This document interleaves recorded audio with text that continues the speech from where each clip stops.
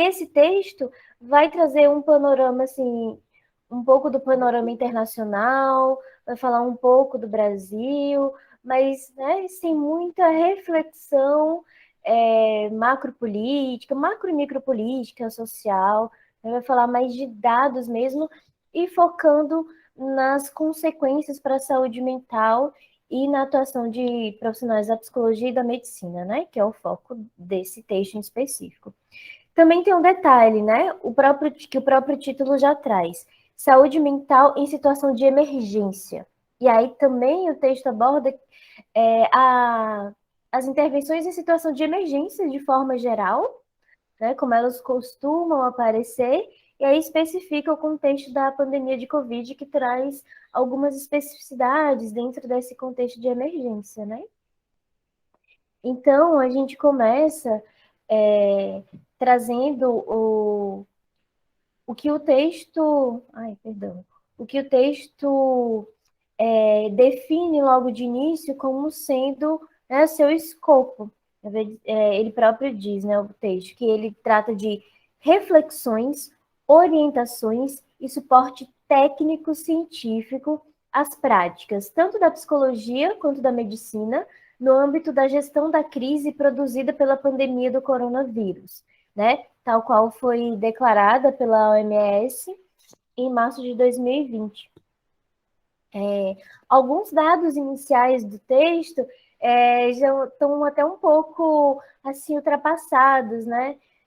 No sentido de falar daquele momento inicial, quando a gente nem tinha vacina, por exemplo, daquelas medidas aquelas medidas iniciais de proteção. Eu coloquei algumas dessas coisas aqui no slide, mas acreditando que isso pode, né, deve ser pouco abordado, e mais abordado questões mais específicas, então, né, não estão desatualizadas nesse contexto, né? Bom, mas aí a gente segue, e aí o texto traz que, à medida que o coronavírus ele vai se espalhando, né, pelo mundo, começa na Ásia, começa na China, como a gente sabe, vai se espalhando, primeiramente ali pela Europa, né, e aí chega a, a América, né, a nossa América, América do Norte, América Central, América do Sul, e com isso, né, com esse transbordamento pelas fronteiras e a instituição realmente de uma pandemia, vem a necessidade de algumas medidas, como a contenção e o isolamento, né? Que vão seguir no caminho ou na intenção de atrasar ou mitigar, né? Diminuir essa velocidade de difusão da doença, com forte envolvimento em ações de prevenção e contaminação, que a gente vai ver que foi diferente em diferentes locais do mundo, né? Já começa citando o Reino Unido, que na Europa já teve uma abordagem bem diferenciada dos demais países. E aí vou até trazer uma pop-upzinha, um contexto que o Reino Unido vem no movimento de diferenciar-se do restante da Europa, né? O Reino Unido saiu da União Europeia recentemente, então existem questões políticas, como a gente sabe que existe no nosso contexto brasileiro, por exemplo, existem questões políticas envolvidas nisso. O Reino Unido, nesse movimento de separação que está assim, né, do restante da Europa, acabou tendo ações diferentes e até divergentes dos demais países, né? E ele adotou algo que foi chamado de uma economia comportamental, que é essa coisa de focar em determinados comportamentos, né? E buscando a imunidade de massa, que foi o quê? Né?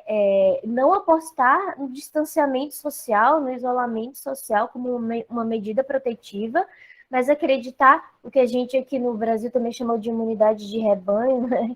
Não por acaso, mas na imunidade em massa, né? Entendendo que o contágio iria acontecer naturalmente, as pessoas iam desenvolver imunidade. No entanto, essas medidas, né, percebeu-se que essas medidas elas não estavam tendo bons efeitos, e aí passou-se a desencorajar essa estratégia, né? Especialmente pelo impacto nos sistemas de saúde, que não dá conta, não estava dando conta de receber a quantidade de pessoas com necessidade de hospitalização, por exemplo, grande risco de morte, inclusive. Além dos aspectos biológicos e econômicos que estão envolvidos, né, com a pandemia, o coronavírus ele vai repercutir de forma muito imperiosa, muito intensiva na saúde mental, né? Especialmente, e aí inicialmente, inclusive, pelo temor da exposição, o temor pela exposição, né, do contágio, do adoecimento, inclusive da morte, né, com tantas, com os números sendo tão direcionados a isso.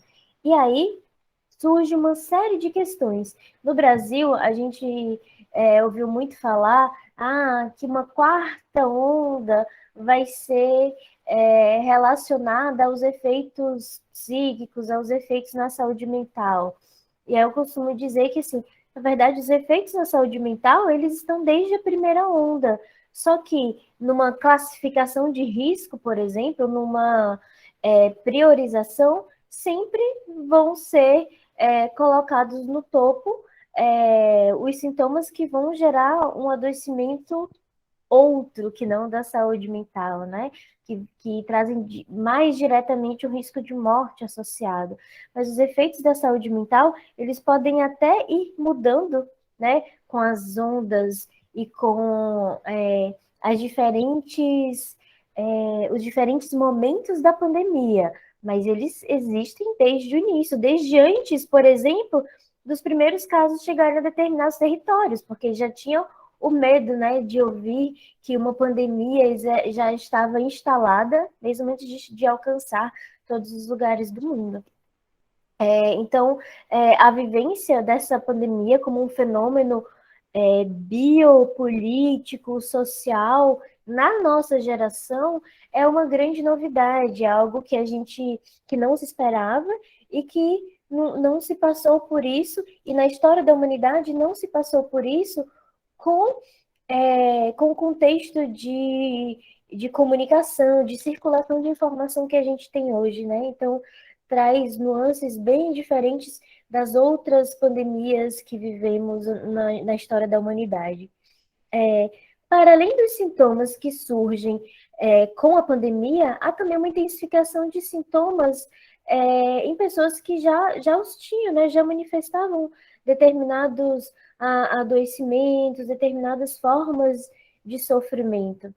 E isso vai atingir a todas as pessoas, atinge de formas diferentes e atinge de uma forma muito também direta aquelas pessoas que estão na linha de frente de atenção à população, né? Ou que estão diretamente ligadas a essas pessoas, familiares das trabalhadoras e dos trabalhadores que estão na linha de frente, né? Então, alguns problemas que tinham sido identificados na China, que o país de origem, né, da doença, também foram identificados no Brasil, e as formas de enfrentamento também. O foco foi o quê? Os cuidados biomédicos em detrimento da saúde mental e da atenção psicossocial. Por mais que não fosse a primeira prioridade, né, o cuidado em saúde mental, ele precisava vir em paralelo a isso, né, porque os efeitos também podem ser muito devastadores, né, já estão sendo. Uma crítica que o texto faz isso, né, um foco muito insidioso nos cuidados biomédicos e não em detrimento, né, da saúde mental. E aí, nesse contexto, né, situações, os ambientes de isolamento, de confinamento, a exemplo dos que são necessários para acontecer a evolução da crise, né, da pandemia, eles propiciam o aumento da preocupação com impactos em saúde mental, tanto a curto quanto a longo prazo, como a gente estava comentando, né, porque o confinamento ele vai implicar numa restrição da circulação de pessoas, obviamente, né, como uma medida extremamente necessária, e ele vai trazer essa necessidade da quarentena, né, que é uma experiência, um termo que foi utilizado primeiramente na Itália em 1127, em contexto de outras epidemias, mas que vai se diferenciar desse isolamento no sentido em que separa pessoas doentes de pessoas saudáveis ou sob suspeita, né? Embora os termos sejam praticamente sinônimos, né?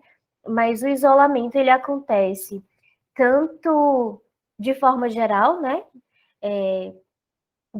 Para a população, para a gente se proteger, quanto quando existe uma pessoa próxima, por exemplo, vivendo na mesma casa, que, né, da qual a gente precisa se isolar, né? Essa pessoa precisa ficar isolada.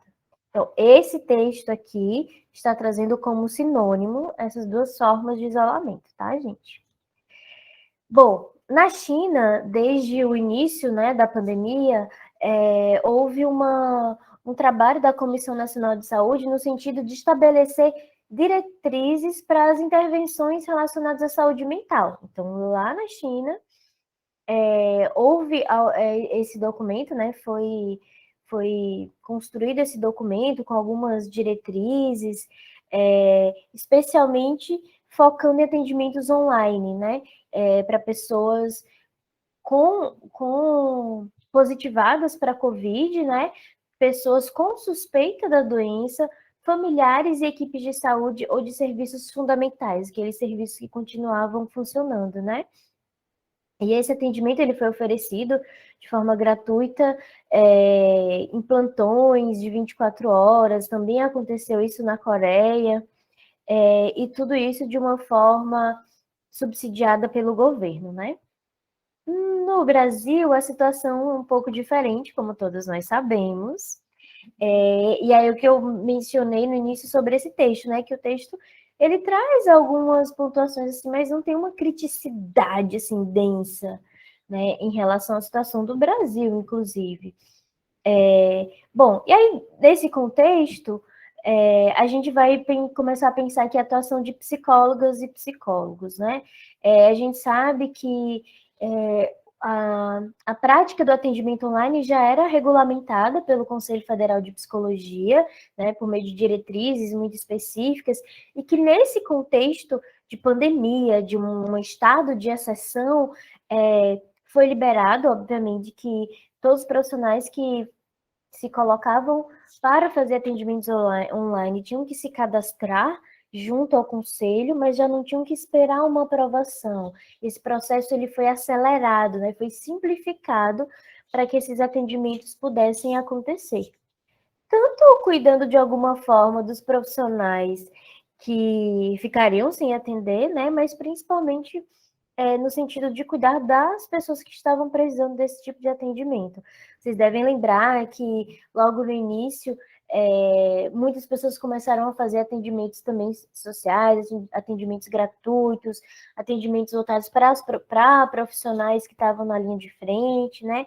Isso já começou a ser diluído, já não está tão intenso mais, né? Mas eu lembro que muitas iniciativas começaram a ser divulgadas com esse tipo de atendimento diferente da China, não subsidiado pelo governo, mas por iniciativas outras, de universidades, de grupos autônomos, de profissionais que começaram a ofertar esse serviço, né? E aí tem, gente, uma coisa que eu marquei aqui que é bem importante, que talvez poucas saibam, que é que o Conselho Federal de Psicologia, né, no artigo 6º dessa resolução que versa sobre atendimento online, ele traz explícito que não recomenda atendimentos por psicólogos e psicólogos à distância em situação de emergência e desastres. Naquela situação geral de emergências e desastres, vocês sabem que esse é um novo campo, não só para a psicologia, mas um novo campo, infelizmente, né? Porque devido ao aumento de casos, né, de emergências, de desastres e crimes ambientais, por exemplo, de grandes catástrofes.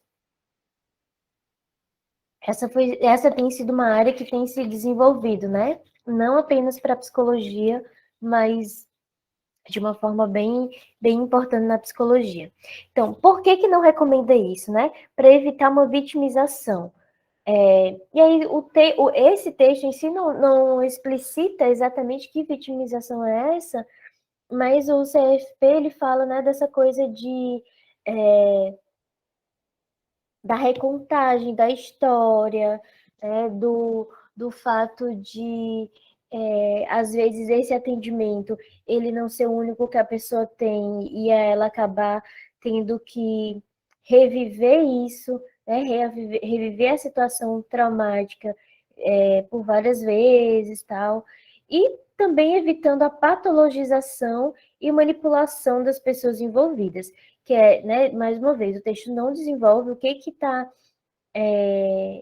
está querendo dizer com essas expressões, mas pelo contexto, né, geral, a gente entende que, por exemplo, que pessoas que passam por um estresse, né, de uma situação de emergência e desastre, elas, óbvio que elas estão precisando de cuidado, mas aí a evitação desse tipo de atendimento online, né, para essas pessoas, evita que haja uma grande onda de uma patologização, de um super diagnóstico, uma onda de diagnósticos para essas pessoas. Elas estão vivendo um momento que é particularmente difícil, né?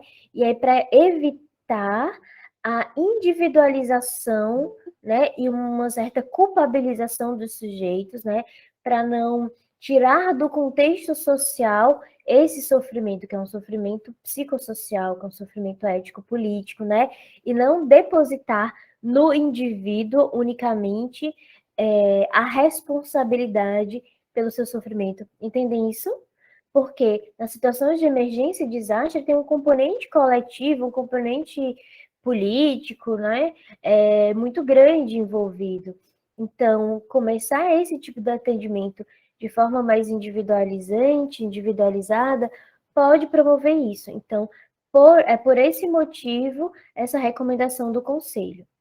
E aí, no contexto da pandemia, né, isso veio, né, foi meio que desmontado, porque é uma situação completamente atípica, o que indica é que nessas situações de emergência, de uma forma geral, a profissional, o profissional da psicologia, faça um atendimento, um acolhimento por um tempo, né, delimitado, e que possa encaminhar essa pessoa para dispositivos do SUS, né, para que essa pessoa, inclusive, ela possa alimentar os sistemas de informação, que ela possa não no sentido pejorativo, né, mas para que ela possa virar estatística também, porque isso é importante no sentido de ter indicadores de saúde, né, de ter uma epidemiologia desse sofrimento. Compreendem essa especificidade? Bom, e aí, seguindo, o texto traz uma informação que é conhecida por nós, né? Mas eu trouxe esse trecho aqui que faz uma reflexão meio que pode ser uma coisa meio polêmica, meio problemática, que é a recomendação é que qualquer pessoa, inclusive trabalhadores da linha de frente, que apresentem algum sintoma de síndrome gripal, sejam afastados, né, por 14 dias. Até já diminuiu esse período, mas, né, me fez para 14 ainda. Que eles pudessem, que eles fossem afastados do trabalho. Só que isso acontece por quê? Porque não tinha teste suficiente para fazer testagem em massa, nem dos profissionais da saúde. E isso pode gerar uma grave situação, porque existem outras síndromes gripais, né, que não a COVID, e que a pessoa pode apresentar esses sintomas e, por precaução, óbvio, seria afastado por 14 dias, mas se tivesse teste disponível, a pessoa poderia fazer o teste no momento certo, né, no momento indicado, e voltar ao trabalho. E a crítica aqui que isso esse afastamento sem testagem desfalcaria as equipes, as linhas de frente que estão atuando, né? Então, aqui é uma crítica bem sutil que aparece no texto em relação à falta, a precária, o precário contexto de testagem, tá? Aqui tem uma informação que é uma informação também bem importante, que isso pode até aparecer numa prova e para algum desavisado, alguma desavisada achar que está errado. Nas situações de emergência, existem os primeiros atendimentos psicológicos ou primeiros cuidados psicológicos que não são privativos, que não são exclusivos da psicologia. É uma utilização de um saber psi que pode ser feito por outros profissionais para oferecer um acolhimento, uma primeira escuta, uma intervenção mais breve, né? Então, acho que isso pode ser uma novidade para alguns de vocês, mas médicas, enfermeiras, qualquer pessoa, né, qualquer profissional que esteja nessa linha de frente pode prestar esses primeiros atendimentos. Inclusive, tem um documento, quem tiver uma curiosidade, né, depois, porque agora tem muita coisa para ler, a própria OMS tem uma espécie de protocolo, tem um documento que fala sobre, eles usam mais o termo primeiros cuidados psicológicos, né? Eu acho meio problemático esse termo, acho que poderia ser primeiros cuidados em saúde mental, né? Porque faz mais sentido, né, do que psicológico, que parece uma coisa mais restrita a uma categoria e tal.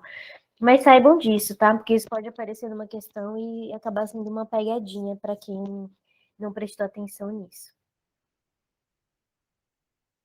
Bom, nessas situações de emergências, né, profissionais da psicologia são requisitados, né, para utilizar técnicas de comunicação, psicoterapias breves, habilidades para auxiliar na resolução de problemas em situações de crise, né, que é exatamente isso, para atuar no manejo e no controle das emoções, na aplicação de instrumentos de mensuração, de uma escala de ansiedade, por exemplo.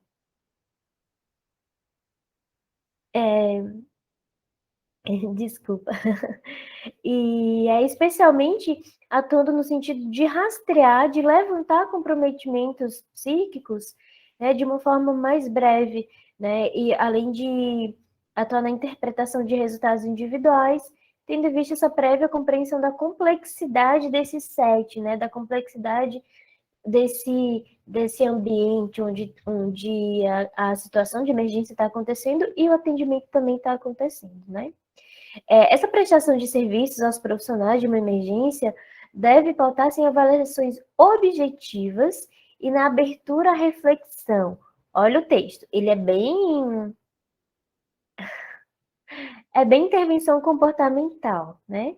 E aí se baseia em 3 passos básicos: o olhar, o escutar e o promover vínculo.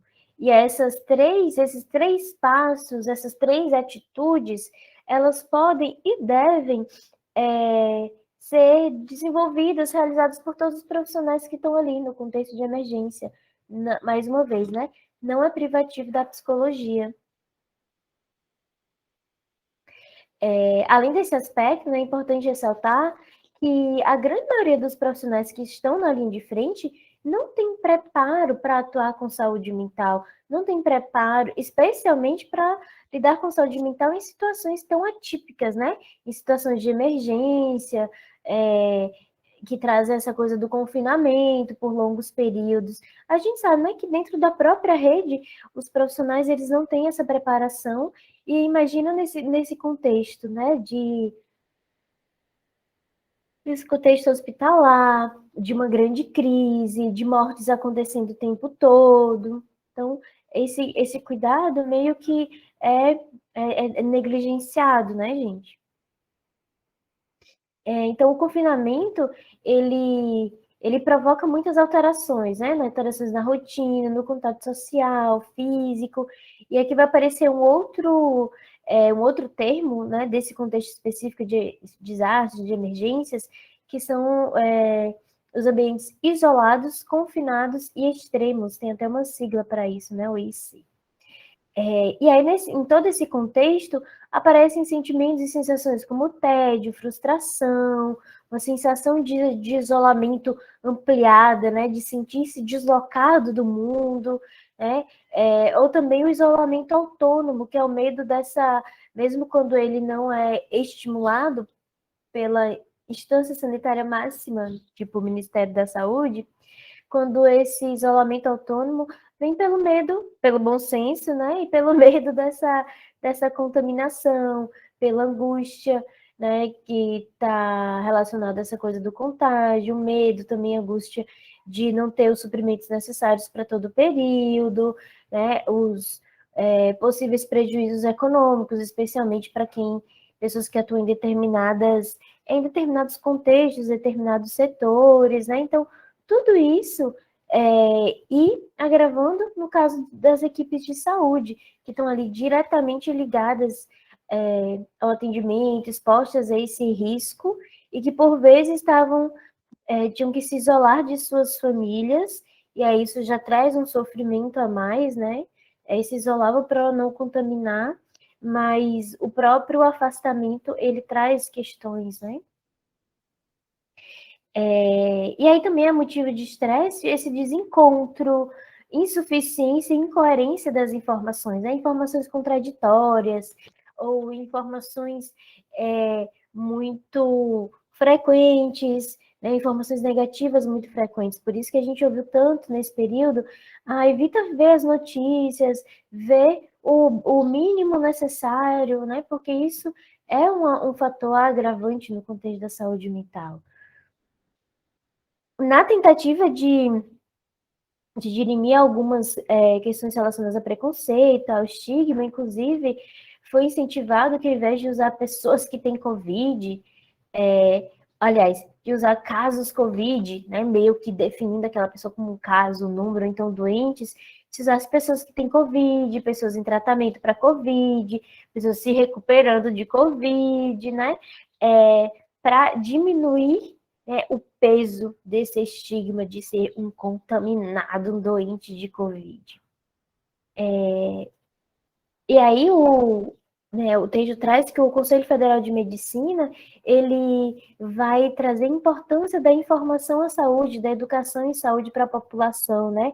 E a necessidade de fazer amplas campanhas de conscientização, de orientação por parte do governo.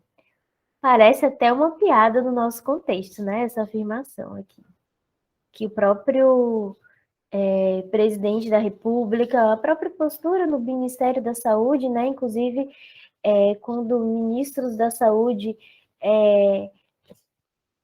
se direcionavam um pouco mais para falar dessas medidas protetivas, caíam, né? Eram exonerados dos seus cargos. Então, esse texto traz um contexto assim meio que é um pouco distante, né, da nossa realidade até.